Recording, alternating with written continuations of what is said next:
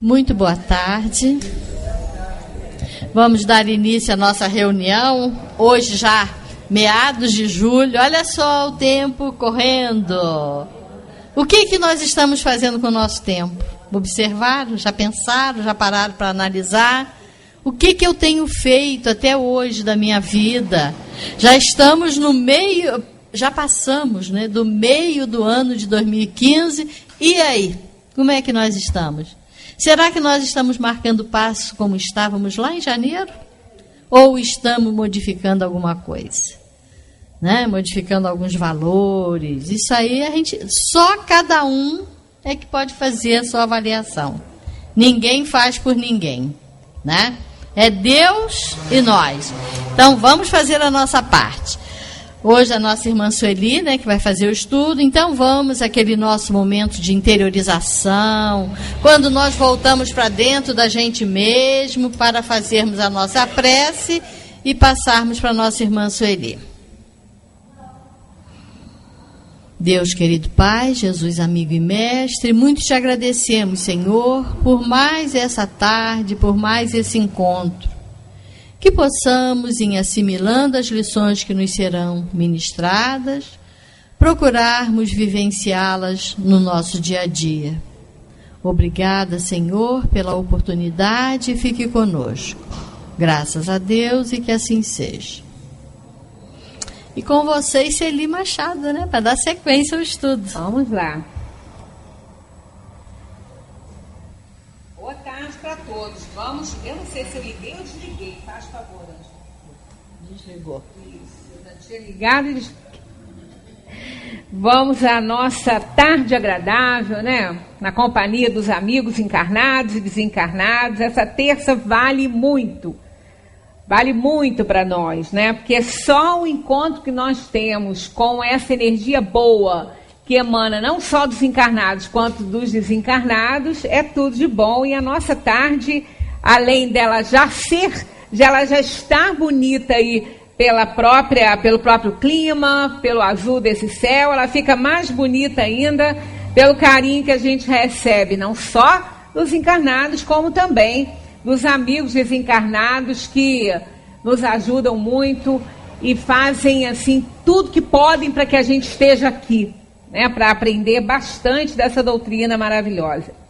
Estamos ainda nesse capítulo que a gente está demorando dele, porque vale a pena, porque assim, não resta dúvida que esse capítulo nos alerta para esse problema seríssimo da interferência dos espíritos em nosso pensamento, no mundo em que nós estamos vivendo. Quantas mazelas, quantas dores, quantos sofrimentos, quantas famílias são destruídas, né? Se destroem por conta de, às vezes, uma influenciação em alguém na família, que pegando uma fragilidade que a gente já tem, né? Pegando o nosso calcanhar de Aquiles, influencia aquele membro daquela família com problemas seríssimos. A gente já tem as nossas tendências. Nós não somos espíritos bonzinhos, né? Nós não estamos na ordem dos bons espíritos. Nós ainda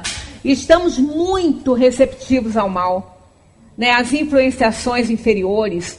E eles, como a gente viu aqui, querem que a gente engrosse a fileira deles. Então, às vezes, um problema de influenciação na família causa a destruição daquela família, né? Dependendo do problema, vícios, então, né? Aquele que já tem tendência, né, a um vício, se ele receber uma influência e recebe, porque nós temos muito esse problema, isso faz parte do planeta, né? Isso faz parte mesmo do planeta. Nós estamos aí com um problema seríssimo, né, de drogas na sociedade, cada vez pior, tráfico de drogas. Então está muito complicado, está muito difícil para a juventude que está aí, né, para os pais liberarem esse jovem para sair de casa, para se divertir, para sair com os amigos. Está tão preocupante isso, porque nós não sabemos, né, quem está encarnado ali. Quer dizer, às vezes é um espírito que está vindo ali com alguma tendência nessa área E vai ser uma presa fácil, então a gente tem que ter muita fé, muita oração em casa, né? Muito exemplo bom, né? Porque a didática é um exemplo vivo, porque às vezes acontece isso, né? Uma tendência que alguém já tem, uma fragilidade da pessoa, né? E aí aquilo ali caminha para um problema seríssimo, e são problemas muito difíceis de lidar, né? Muito complicados. E nós, aqui nesse planeta, nós somos espíritos inferiores ainda, a gente não sabe muito lidar com essas coisas. E acaba destruindo realmente uma família, destruindo um lar, uma coisa terrível, e botando vidas assim a se perderem, né? Como ela estava falando, a gente não pode perder tempo, o tempo é valioso. Pois é, o tempo é muito valioso, muito, porque a gente não recupera. A gente pode recuperar muita coisa. A gente recupera um dia de trabalho, a gente recupera tantas coisas na vida da gente, né? Recupera até o amor das pessoas, né? Se formos humildes, se formos reconhecidos, se formos gratos, né? Gratidão é algo assim importantíssimo na nossa vida. Então, se a gente consegue recuperar a confiança das pessoas, embora seja muito difícil, mas a gente consegue recuperar a confiança, o amor de alguém, né? A gente consegue muitas coisas, mas o tempo a gente não recupera mais. E o tempo é vida na Terra para a gente, né? A nossa Terra, ela conta, né? Ela tem uma contagem de tempo aí. E a nossa organização física, ela está ligada a isso, né? Quando a gente fala assim, o tempo passa. O tempo, na verdade, ele não é responsável por nada, né? O tempo não é responsável por nada.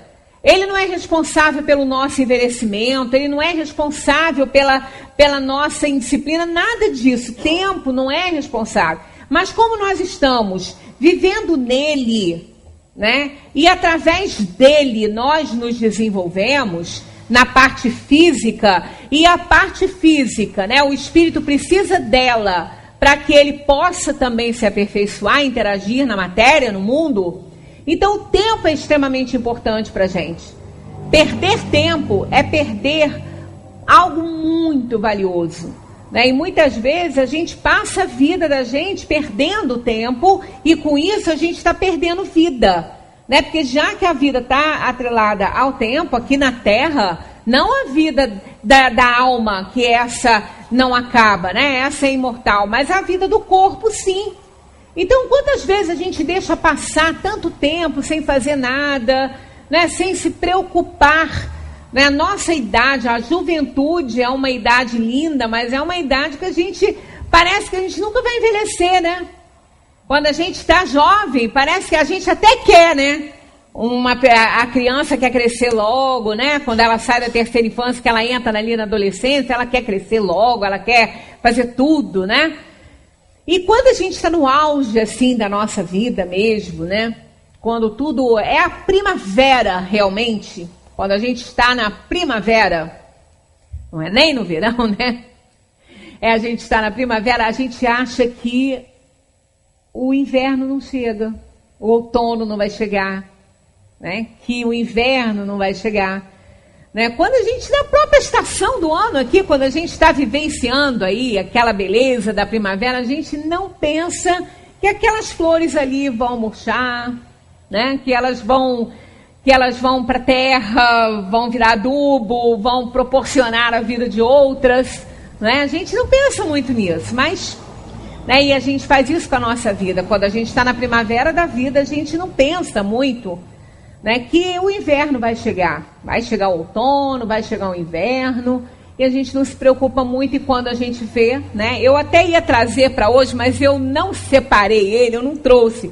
Tem um poema, acho que é Mário Quintana que fala sobre isso, quando a gente vê, já são 6 horas, não sei o que e tal.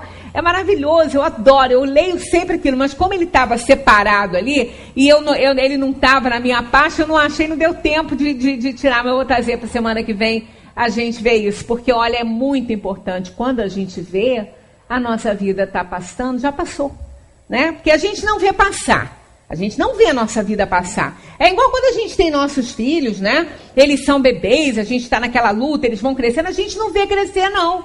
Quando a gente vê, eles já estão homens, mulheres e homens, né? Já passou, estão casando, fazendo sua própria história, né? A gente não vê muito isso passar. Como a gente não vê, às vezes, a vida da gente passar e deixa de fazer muita coisa importante, deixa chegar muita influenciação, que vai, com certeza, nos prejudicar bastante no decorrer da nossa existência, né? Graças a Deus que nós temos a reencarnação, né? Nós temos a reencarnação.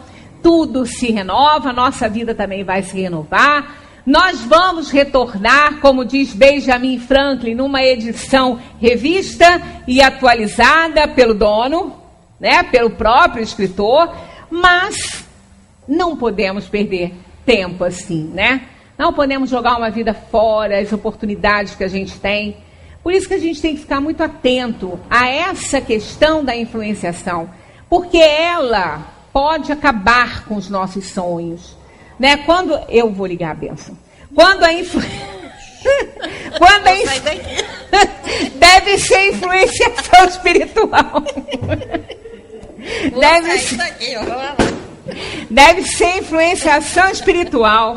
Eu devo ter um espírito, um obsessor aí bem calorento, né?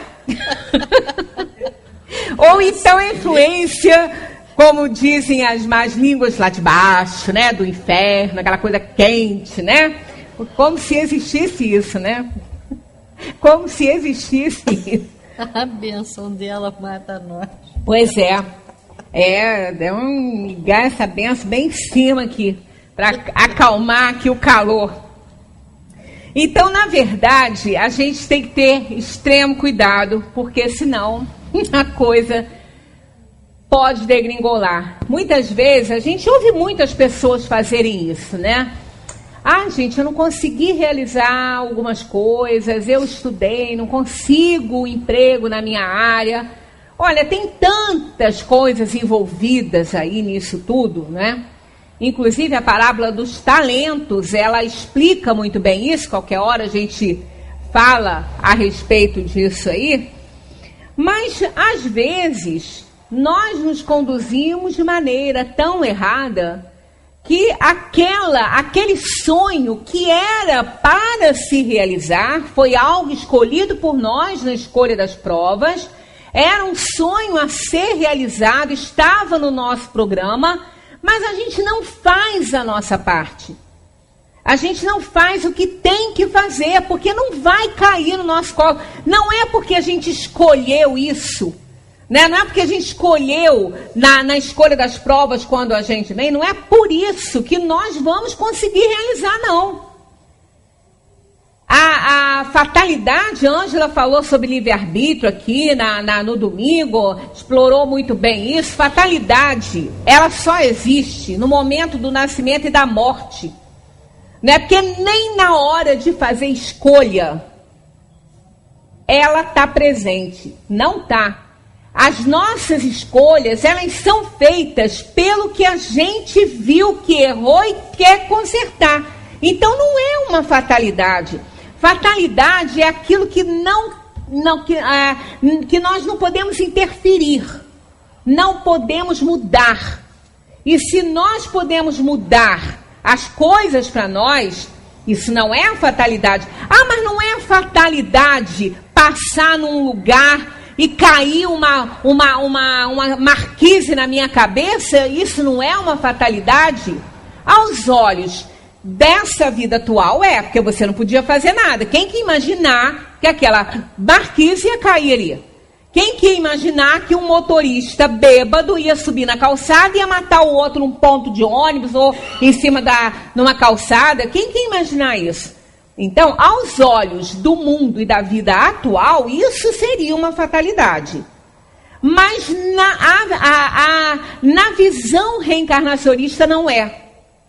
Porque essa morte trágica, ela foi escolhida pelo espírito antes dele reencarnar, para que ele pudesse resgatar um passado delituoso dele.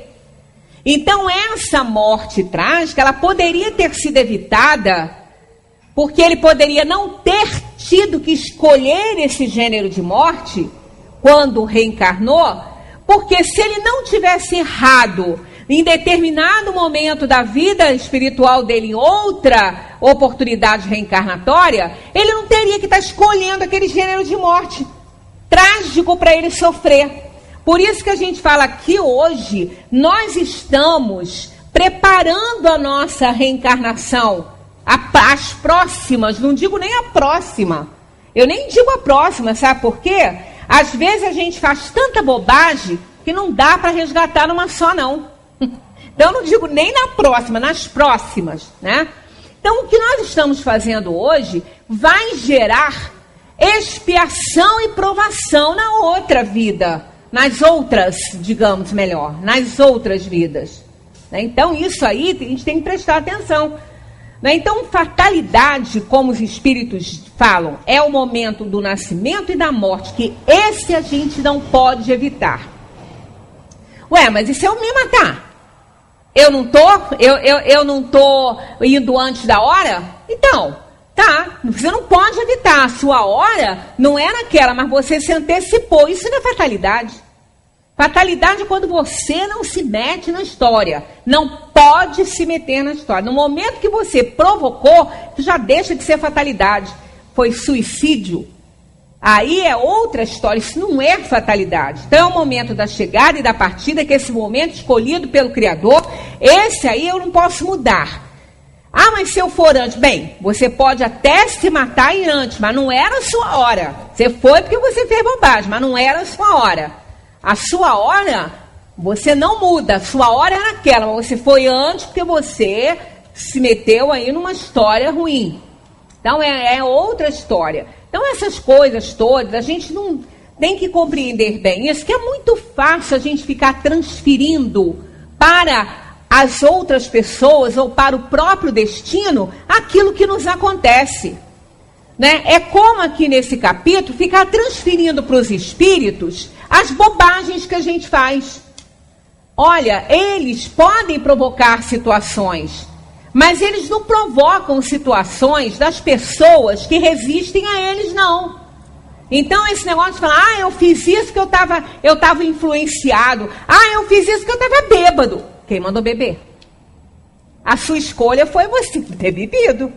O problema que aconteceu depois que você bebeu é de responsabilidade sua também. Mas eu estava doido. Não estava, não. Você estava bêbado. E bêbado só fica quem bebe.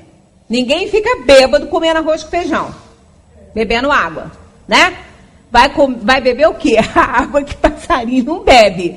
Então, quem bebe está assumindo todas as responsabilidades das atitudes indignas e indevidas de uma pessoa bêbada.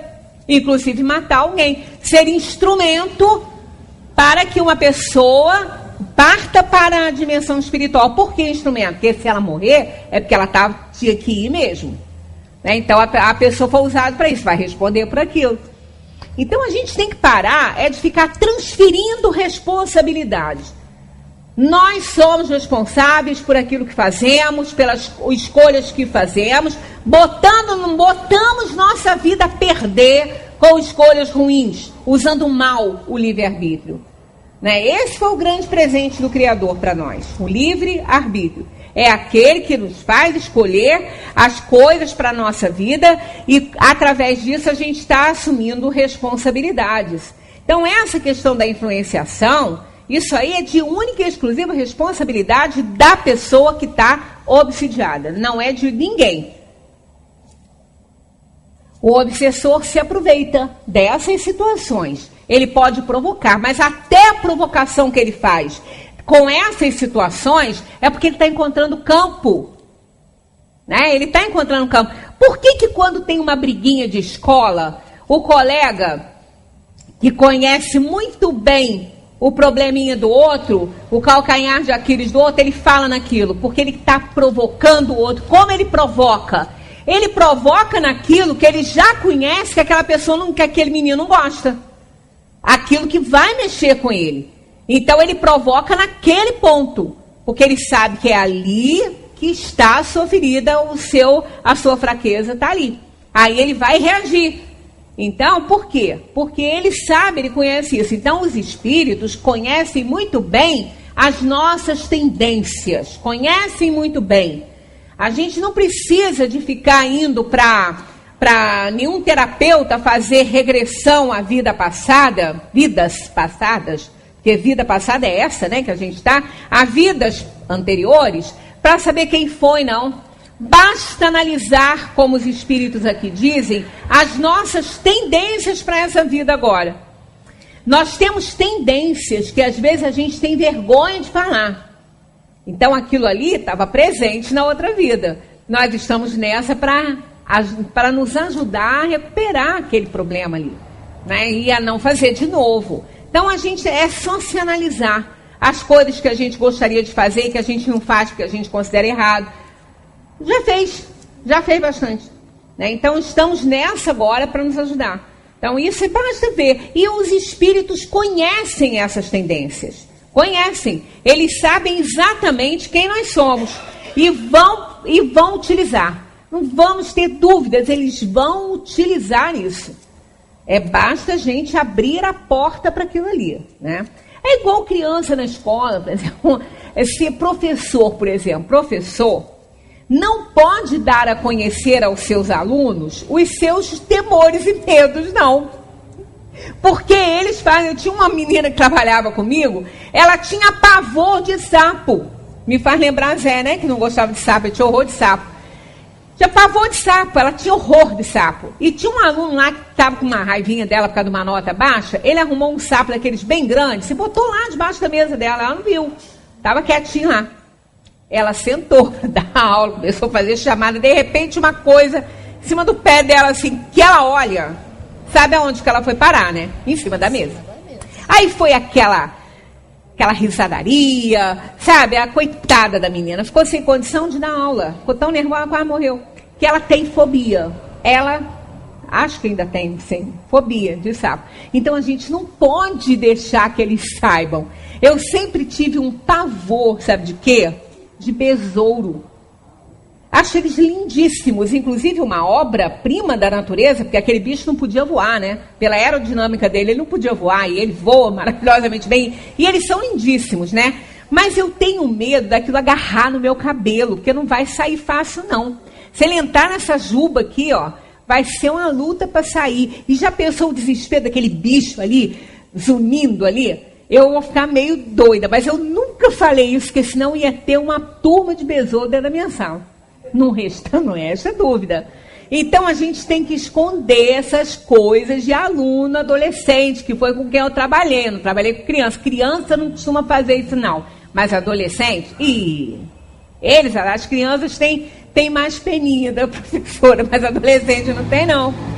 Aí é aquela história. Eu posso esconder isso dos meus alunos, é só não contar para ninguém. Eu nunca contei nem para as minhas colegas de trabalho. Estou contando para vocês aqui hoje. Nunca ninguém soube disso. Eu não era boba, né? Senão eu ia ter um enxame de besouro dentro da minha sala. Vai pro computador, Friburgo inteiro e o Brasil vai saber. Agora, mas eu não trabalho mais, né? Agora eu não trabalho mais. Pode botar. Agora, ó. Quanto tempo tem, né? Agora, dos espíritos eu posso esconder. Todos os espíritos sabiam que eu tinha medo de besouro. Claro, é meu pensamento, eles entram nele, né? É meu pensamento. Então eu posso esconder, eu pude esconder isso durante 30 anos. Eu pude esconder dos alunos.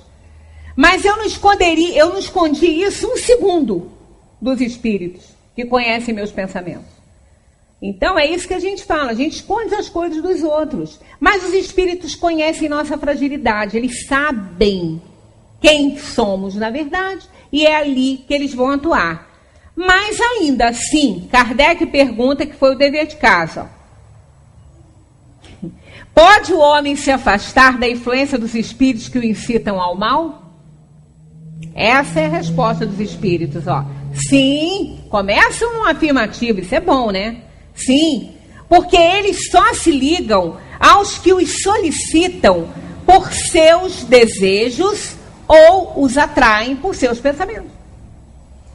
Facílimo, né? Facílimo isso aí. Então está dizendo que a gente pode. Com tudo que a gente tem, a gente pode, né? 468. Os espíritos cuja influência é repelida pela vontade do homem renunciam às suas tentativas? Fácil isso de responder, né? Facílimo. Tiremos por nós isso aí. Se nós temos uma tendência a alguma coisa e queremos uma parceria para aquilo ali, a gente convida fulano, convida Beltrano, convida Cicrano, a gente convida. Mas se as pessoas não tiverem tendência para fazer o que a gente quer, elas não vão aceitar. Quantas vezes nós vamos ficar insistindo com aquela pessoa que a gente sabe que ela não vai aceitar? A gente pode insistir 1, 2 vezes, depois desiste. Por quê? Não vai aceitar, né? Tanto que quando a gente quer engrossar o grupo, a gente fala assim, aí o outro fala assim, é porque você não soube falar. Se eu chegar lá, eu te garanto que eu convenço. Aí então vai lá convencer. Aí a pessoa vai e também não consegue. E esse grupo tem pressa para fazer a sua atividade. Quase sempre tem pressa. Todo mundo tem, né? O que eles vão fazer? Bom, então deixa fulano para lá, porque eu não vou ficar perdendo tempo, porque já que não quer, a gente só está atrasando a gente. Vamos para outra pessoa. Não é assim que a gente faz? E por que nós vamos agir diferente quando desencarnar? Não vamos, não. A gente age igualzinho. A gente só não tem mais o corpo. O corpo, ele só é um instrumento para que o espírito possa interagir na matéria. Mas quem pensa é a alma e ela vai continuar pensando depois que esse corpo morrer. Aí ela vai começar a influenciar um e outro para conseguir aquilo que ela deseja. Aí é que está o perigo. Ela começa naquela influenciação que a gente viu. Aquela sutil que a gente não acredita muito que seja, né? Pensa que é coisa da gente. Pode até ser. Mas depois ela vai ficando mais séria. E aí até que a gente não consegue mais não se entregar para isso. Então os espíritos vão desistir sim. Como eles respondem aqui, ó. Que queres que eles façam? Quando nada tem a fazer, abandonam o campo. Não obstante, espreitam o momento favorável, porque o gato espreita o rato. Olha, o gato fica esperando o momento certo dele dar o bote, que ele não é bobo, porque o rato é bem ágil. Ele corre bastante. Né? Aquilo ali é páreo duro em velocidade de gato para rato, né? Então ele fica na espreita, porque ele sabe que ele pode conseguir. É assim que os espíritos agem conosco. Eles ficam à espreita. Eles estão dentro da casa da gente, ou eles estão aonde eles estiverem, ligados conosco pelo pensamento, com as nossas atitudes. Assim que a gente abre uma porta, eles dão o bote, eles entram. E eles sabem que vamos abrir. Eles sabem disso, que eles nos conhecem. Né? Agora, isso não quer dizer que seja uma obsessão. É simples.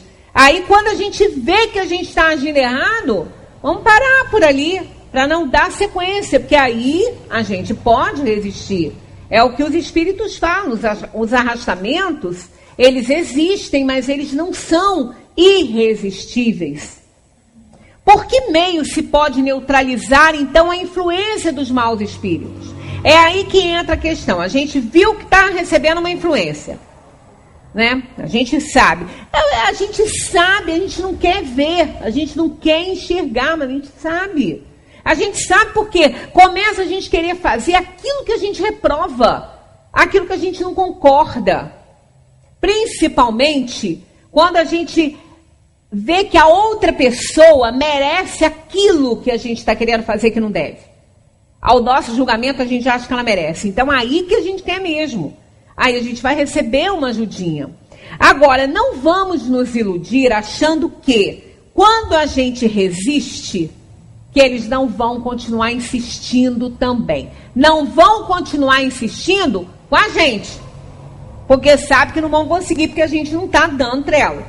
Mas aí eles não vão desistir fácil, não. Eles vão pegar outros membros da família que sejam mais frágeis.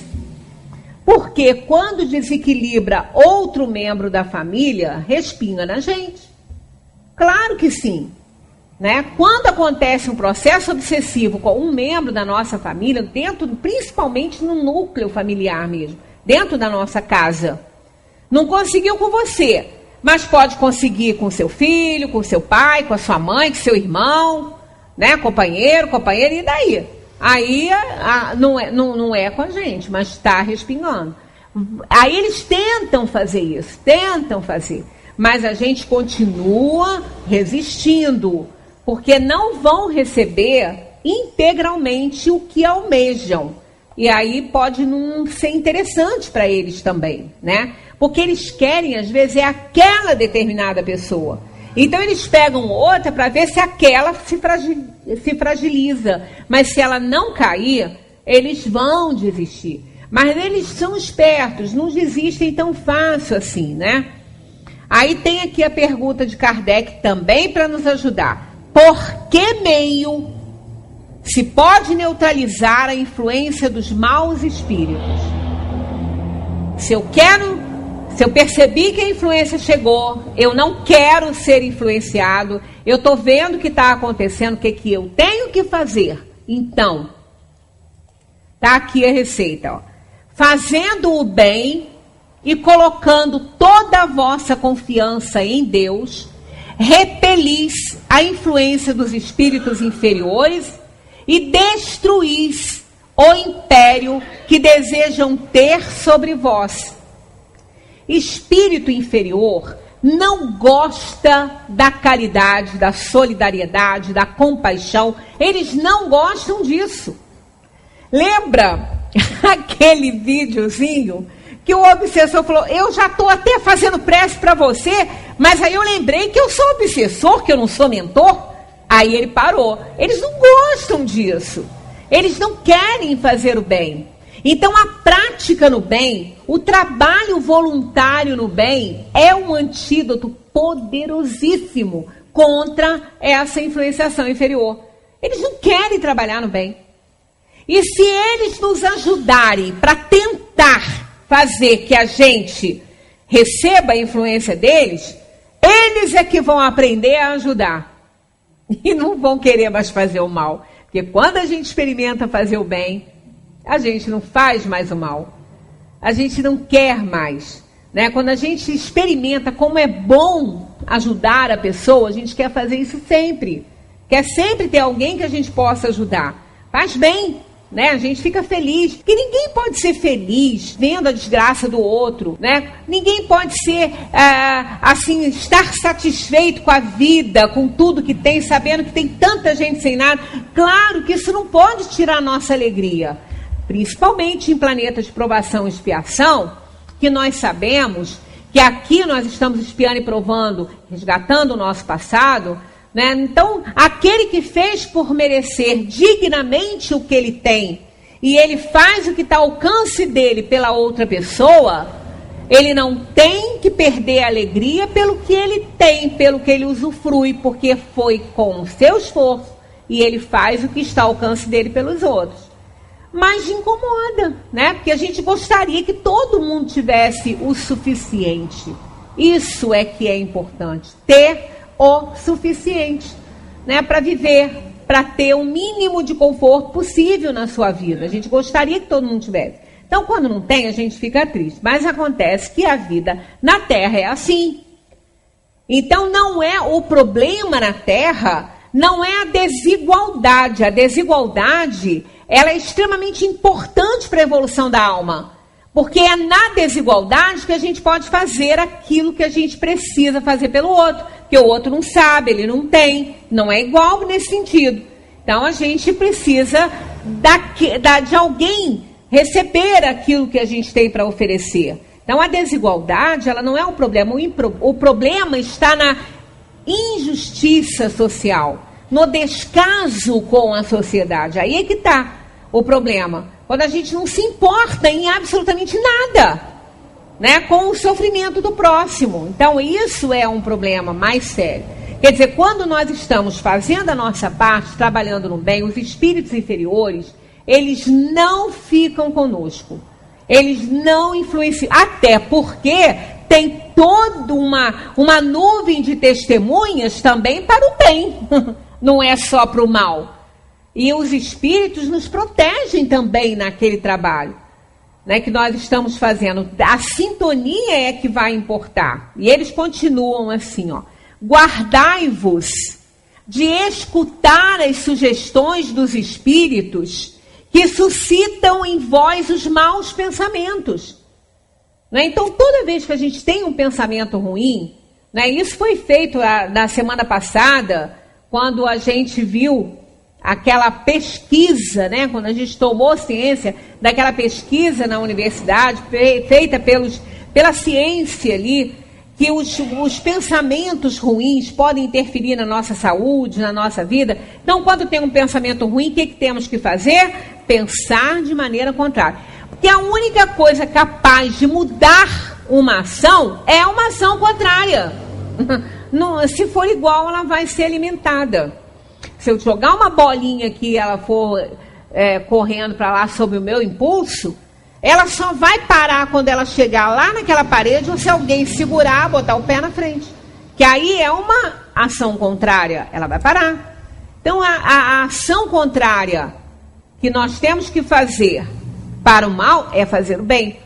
Então, isso aí é extremamente importante. Precisamos mudar o foco do pensamento quando a gente vir que ele não está bom. Se não está bom, não vem de bom espírito. E aquilo ali pode crescer, né? Aí, continuando aqui, ó. Esses espíritos insuflam a discórdia e excitam em vós todas as más paixões. Então, eles fazem despertar aquilo que a gente já tem como tendência, né? Então, aquele que já tem uma tendência para o vício, ele vai ser uma presa fácil de um desencarnado que ainda precisa da energia do vício, ainda precisa de sorver essa energia, e ele não vai beber nem fumar, porque ele não tem mais corpo. Mas ele vai usufruir de quem faz isso, então ele vai ficar. Por isso que é tão difícil se livrar de um vício, tão difícil, muito difícil. Porque a alma encarnada já tem a tendência, ela já está com a organização física danificada, dependente daquele vício.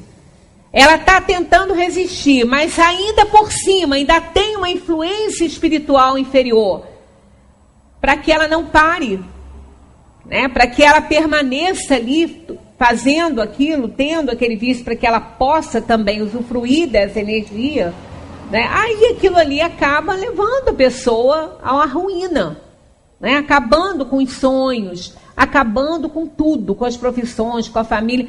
Tanto que a gente, quando vê esses programas, né, esses programas que às vezes o Globo Repórter faz, Profissão Repórter, quando eles começam a dar o depoimento, eles falam: eu perdi tudo. Eu perdi a família, eu perdi amigos, eu perdi amor, eu perdi trabalho, eu perdi casa, eu perdi tudo. Perde tudo, tudo. Então, a gente tem que ter muito cuidado, porque as influências podem nos levar a cometer vícios que a gente não tinha. E isso não tem idade para isso, não. Tem idade, não. Nós estamos com uma pessoa conhecida, lá no Rio, que já está, digamos assim, na terceira idade, digamos assim. Não vou dizer que está na idade feliz, não, porque nunca foi feliz essa idade. Ela não é infeliz, mas feliz também ela não é. Cheia de dor, artrose, artrite, colesterol sobe. Não é feliz também, mas não tem que ser infeliz também. Porque se a gente se cuidar, vai ter uma terceira idade aí bacana também, né?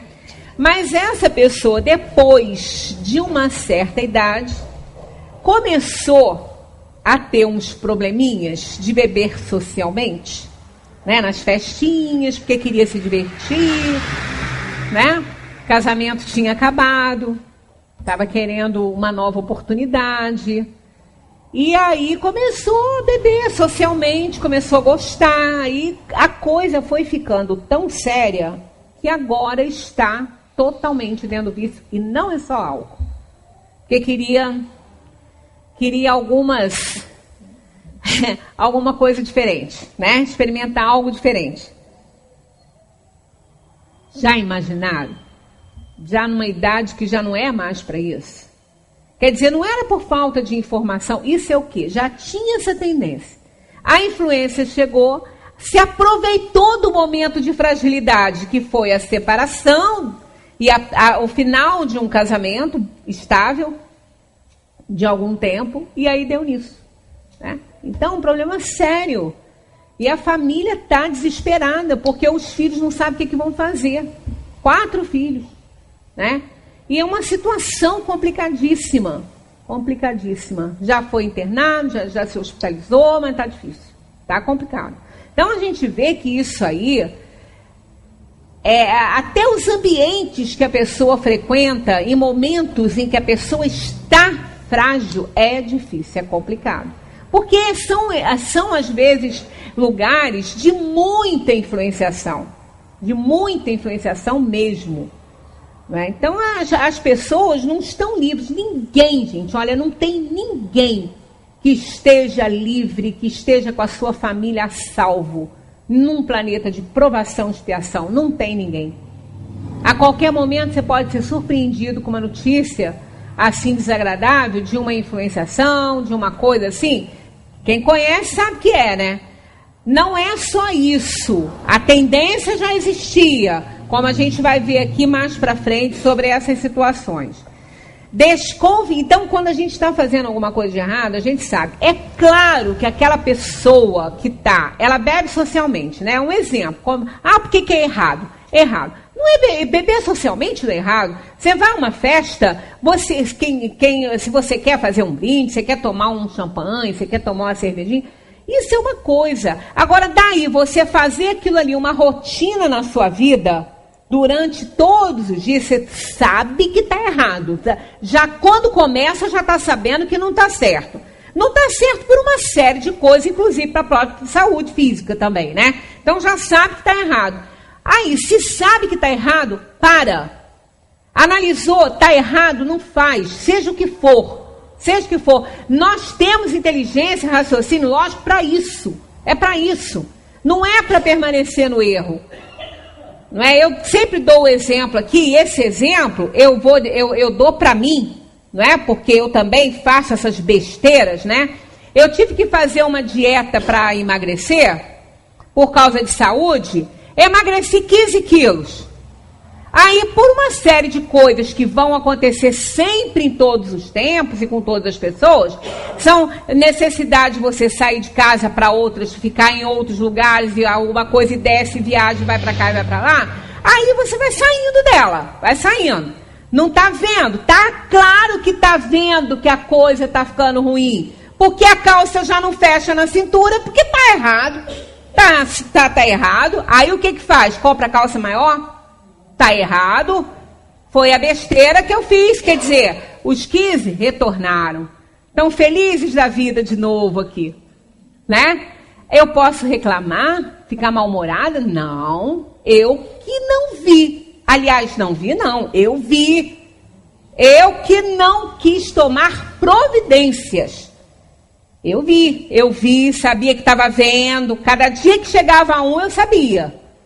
Mas eu não tomei providência. Aí é aquela história. A gente faz isso com o que a gente vê. Imagina com o que a gente não vê. Porque a influenciação a gente não vê. Você vê os efeitos dela, mas você não vê a influenciação ali na sua frente, como eu vi o ponteiro da balança lá. Né? Eu não via a influenciação, mas o ponteiro da balança eu via. Se tivesse algum espírito me influenciando a comer, a culpa não é dele não, Eu vi o ponteirinho fazer assim, ó. Cada dia ele ia para um númerozinho a mais. Né? Então, quem está errado? Eu. Só eu. Ninguém está. Né?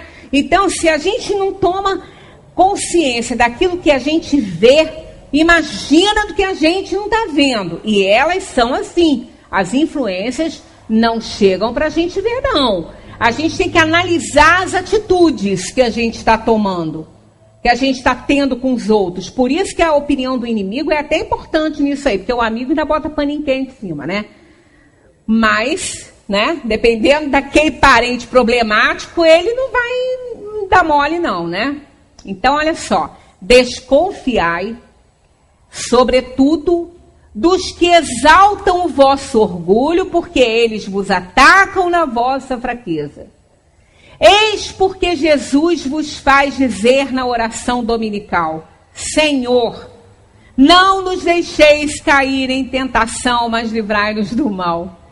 É aquilo que falamos. Não estamos aqui achando que Jesus nos ensinou a pedir a Deus para evitar as tentações na nossa vida. Elas nunca vão ser evitadas.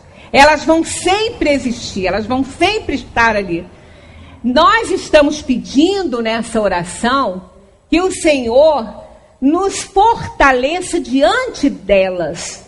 A diferença é muito grande, né? É muito fácil a gente querer, porque tentar evitar aquela influenciação é o mesmo, né, que a gente... É a mesma coisa da gente fazer assim, bom, eu quero comer tudo e não quero engordar, eu quero comer tudo e não quero ficar doente, eu quero comer todos os churrascos do mundo e não quero meu colesterol elevando. Tá querendo demais. Não vai acontecer, não. Vai sofrer, vai ter problema, não é? É a lei de causa e efeito. Isso aqui está dentro da lei de causa e efeito. Se eu não me cuido, abro porta, eu vou dar margem às influenciações que vão chegar e elas vão exatamente para onde elas têm que ir. Não é na nossa fortaleza, e sim na nossa fragilidade. Os espíritos que procuram induzir-nos ao mal e que assim põem à prova a nossa firmeza no bem, receberam a missão de o fazer, e se é uma missão que eles cumprem, terão responsabilidade nisso? Olha, Kardec fez essa pergunta, mas a gente já sabe muito bem a resposta e até sabe por que ele fez isso, né? Porque ele perguntou isso. É muito fácil, né? Será que Deus faria isso? Daria uma tarefa dessa a alguém? Se Deus é soberanamente justo e bom, como que ele ia fazer uma coisa dessa? Né? Determinar que alguém fizesse o mal para a gente? Então, claro que não, né?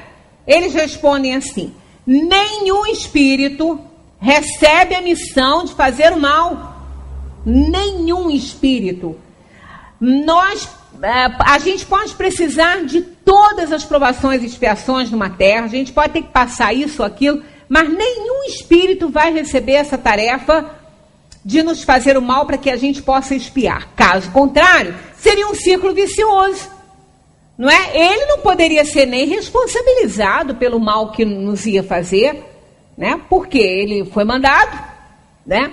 Aquele empregado que vai fazer uma coisa que o patrão mandou, ele não tem responsabilidade naquilo, principalmente se ele não conhece os efeitos daquilo ali. Se ele conhece, ele vai ter. Se ele conhece o efeito negativo, ele vai ter responsabilidade, sim. Ele pode muito bem se recusar. Mas aí eu vou perder meu emprego, ou arranja outro, ou então, sei lá, faz qualquer outra coisa. Agora, vai ser conivente com o mal porque está com medo de perder o emprego? Vai fazer? Então, se ele mandar você matar alguém, você vai lá matar? Porque vai perder o emprego? Não, né? Então, se a gente sabe o efeito daquilo ali, seremos responsabilizados, sim. Culpa não vamos ter, porque a gente não decidiu e não foi o autor intelectual do crime. Agora, responsabilidade nesse efeito aí a gente vai ter, porque a gente executou algo que a gente não considerava certo. Então, a gente não pode fazer. Né? É igual uma mãe que chega para o seu filho e fala para ele, fala assim: olha, eu estou com você sempre. Eu estarei sempre te ajudando. Farei qualquer coisa por você. Pode parar aí essa frase? Não pode, não. Farei qualquer coisa que Deus aprove por você, né? Tudo que for lícito, eu farei por você. Só não farei o ilícito. Só não farei aquilo não farei o que Deus não aprovar. E a gente sabe muito bem o que Ele não aprova, né? Então, a gente faz tudo que está ao nosso alcance, desde que seja lícito. Mesmo que a gente possa fazer. Como a Ângela falou, aquela frase todo mundo conhece. Tudo posso, mas nem tudo me convém. Essa é a ética. É assim que a ética funciona, não é? A ética é um conjunto de valores que você estabelece para você interagir com as pessoas, para você se relacionar com as pessoas. Quem gosta muito de abordar sobre isso é o professor Sérgio Cortella. Ele, inclusive, aborda essa questão do tudo posso, mas nem tudo me convém assim. Tem coisa que posso, mas não devo. Tem coisa que devo, mas não posso. Tem coisa que posso, mas não quero. Então é o dever, é o poder e o querer. Eu posso muita coisa que eu não devo.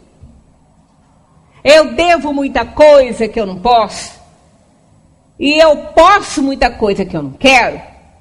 Né? Então, isso é a relação de ética com a sociedade. É isso aí. Então, se formos éticos, a ética não significa que você está fazendo certo, não. A ética é o que você estabelece para você fazer. É o conjunto de valores que você estabelece para você se relacionar numa sociedade. Mas não quer dizer que aquele conjunto de valores seja o certo. É o certo para você. Pode não ser para outra pessoa. Mas você não está sendo antiético. Você está fazendo aquilo que você acredita ser o certo. Aí está dentro da doutrina espírita. Por quê? Você só deve fazer aos outros aquilo que você quer que seja feito a você. Se o que você estabelece como ético para os outros, o outro não quer para ele, aí é um problema dele, não é seu. Porque você quer para você. Se você quer para você, é o que você acha que é certo. E se você acha que aquilo é certo para você. Você não está errando, você está indo até onde você pode. Se você não pode ir até uma escala de 0 a 10, se você não pode chegar até o 10, se você chegou até o 6, mas é tudo que você conseguiu chegar, você não vai ser responsabilizado por aquilo. É o máximo que você aprendeu, é o máximo que você pode oferecer. Você está fazendo o seu melhor. É o óbolo da viúva. Isso é comparado ao óbolo da viúva. A viúva deu pouquinho, porque ela só tinha aquele pouquinho. Mas valeu muito mais do que aquele que deu quinhões e quinhões, que pesou lá embaixo. Por quê? Porque ele tinha muito, ele não deu 1% do que tinha. E ela deu tudo que ela tinha. Então, foi muito mais valioso. É isso que às vezes a gente fala, quando alguém nos faz alguma coisa que a gente não gosta, não considera muito certo, mas foi o melhor que aquela pessoa conseguiu fazer, ela deu tudo que ela sabia, ela deu tudo que ela tinha. A culpa não é dela não ter alcançado os nossos anseios e as nossas, né, aspirações. A culpa não é dela. Ela não sabia, não podia, deu o que tinha, então deu tudo. Às vezes deu muito mais que aquele outro que, tendo muito mais condição, poderia oferecer muito mais e não ofereceu. Aí, embora seja muito, mas poderia ter feito muito mais. Então, são essas responsabilidades que a gente vê, que a gente tem na vida da gente. Né? Isso aí, a gente tem que prestar atenção. Por quê? Os espíritos sabem perfeitamente disso. Eles sabem perfeitamente quando nós estamos acertando, porque a gente quer acertar, ou quando nós estamos errando, sabendo que a gente está errando. Eles sabem disso. Eles conhecem isso. Não vamos achar que eles são ignorantes, não, que ninguém esconde nada deles, não. Não mesmo. Não é? Então, continuando. Ó, nenhum espírito recebe a missão de fazer o mal. Quando ele o faz, é pela sua própria vontade. e, consequentemente, terá de sofrer as consequências. Deus pode deixá-lo fazer para vos provar, mas jamais o ordena e cabe a vós repeli-lo. Aqui entra aquela conotação que eu sempre falo com vocês sobre o verbo permitir com relação a Deus, né? Deus não permite que um espírito nos faça mal. Ele não permite, mas ele pode não impedir. Olha que diferença grande que tem isso aí. A permissão que ele pudesse dar, daria também uma conotação de conivência com o caso. Mas ele jamais será conivente com o mal. Então, o que acontece? Ele não impede para que a gente seja aprovado, até para que a gente receba aquele sacode ali necessário para que a gente acorde das bobagens que está fazendo.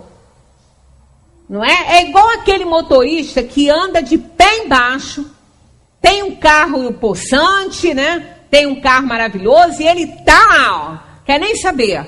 Vai chegar uma hora que ele vai levar um susto tão grande, né, que pode ser provocado até por uma influenciação, ele pode perder a noção por uma influenciação, que vai pegar nessa fragilidade dele. Aí ele vai passar por um susto horroroso, às vezes não acontece nada, às vezes não arranha nem o carro, nem ele se machuca, mas o susto é tão grande que ele está levando um sacode. É com essa intenção, aqui no Livro dos Espíritos, tem essa explicação também dos Espíritos, falando sobre isso, né? Por que Deus deixa que aconteça coisas seríssimas com a gente que não tem nenhum resultado ruim, né? Que não tem nenhuma consequência séria? Eles falam, é para que você seja chamado a atenção.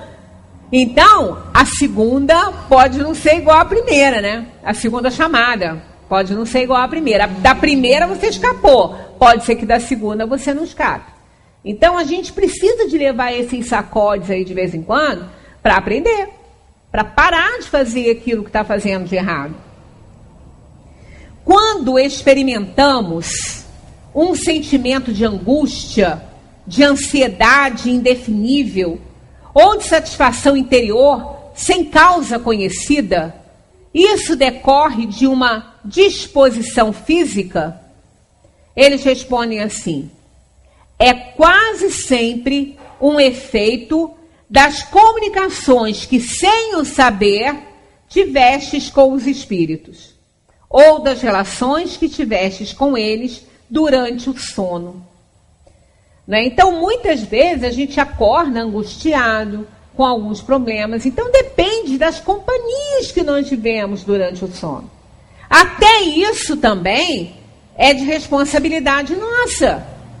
Porque as nossas companhias, quando nos isentarmos do corpo físico pelo sono, nos emanciparmos, vão ser também provocadas ou conquistadas pela nossa sintonia. A sintonia que a gente teve durante o ano, durante o dia, né? Não fomos bem durante o dia, não estávamos bem sintonizados durante o dia, tivemos companhias desagradáveis. Acha que nós vamos nos livrar dessas companhias fácil? Não. A gente vai se emancipar e vai ficar com eles. Aí vai acordar, aí parece que vai ter um pesadelo, não é? Vamos ser levados reflexivamente a realizações passadas horríveis. Então, a gente é sempre responsável. Esse capítulo, eu sei que ele bota medo em muita gente, mas é a realidade.